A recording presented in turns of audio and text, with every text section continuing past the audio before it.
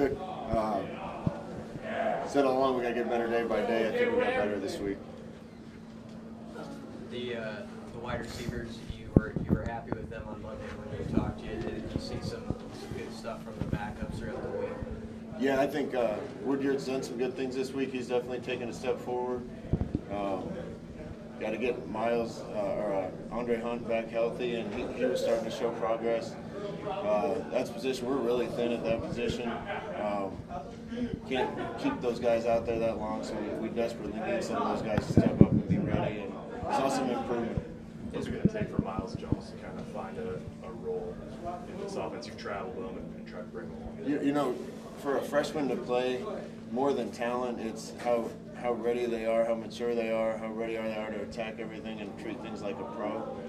Miles does some really good things. It's got to be consistent, and we just can't put somebody out there until they're completely ready.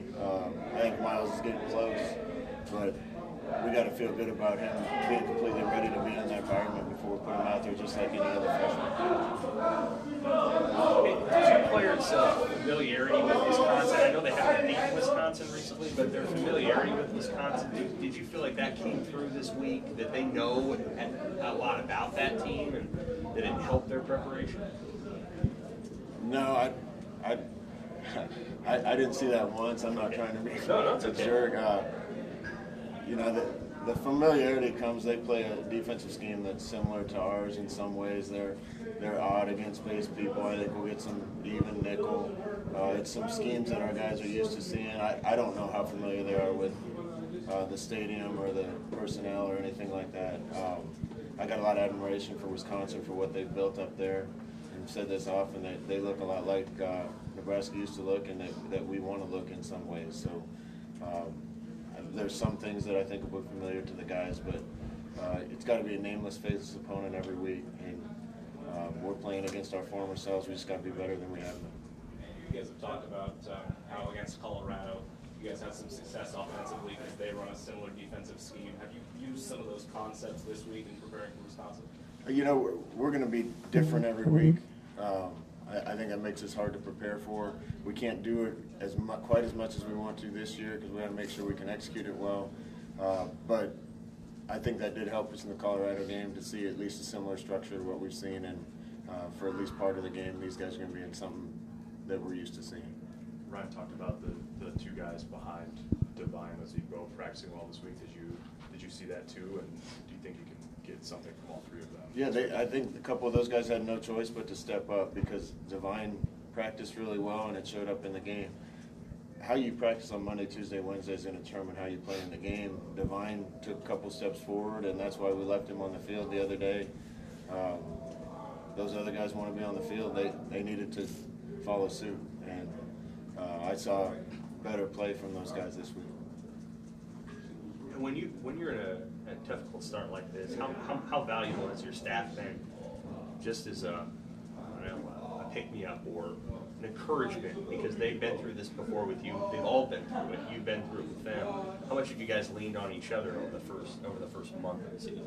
Yeah, our staff's like family, and we have been through a hard year before. We lean on each other, and that's great. Usually you go outside the building, you can get some real positive things and some negative. None of that matters. It's all about what's in this building. This group of men are high-character guys that care about one another, and I've seen them fight through difficult times and get something fixed before. And I still just have no doubt we'll get it there, but it's not going to get there overnight. It's got to be every single day moving in the right direction, and these guys know how to do that. What are the challenges for you as a play caller, knowing you'll probably have fewer offensive snaps to work with this week? Yeah, it's a challenge. I remember being at Oregon and playing Stanford when they were really good, and I remember one drive we should have scored, and we didn't get the ball back for about 30 minutes of actual time on a clock, not the game clock, but real time. And I could have left the press box and gone out to dinner and come back and still been there in time to call the next series. So we got to be efficient with the snaps we get. You get in a game like that and your defense gets some stops and gets us the ball back, that's when you got a chance. If we allow them just to march it down the field, 4, 8, 2, 3, 9, and we don't see the ball. That's the kind of game they want to be in.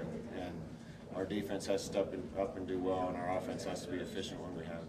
You put JD back as a punt returner last game. Are you kind of eager to see if you can maybe break him out a little bit there? Yeah, we just got to be careful with a lot of these guys. Our depth isn't where we want it. We got to be careful with a lot of them not to run them into the ground, especially considering we're going to have to play 12 weeks in a row. JD has probably always been the best option to be back there, but we need him on the field for offense. So I'm excited to see what he can do. We got to block for him. We got to not get penalties on that and start in bad field position. But JD gives us a chance to make a play on that team. Anything else, guys? Coach, I think you've answered a question that's before, but in your estimation, does the new redshirt rule actually allow players to transfer easier? Or is that just a misconception on our parts?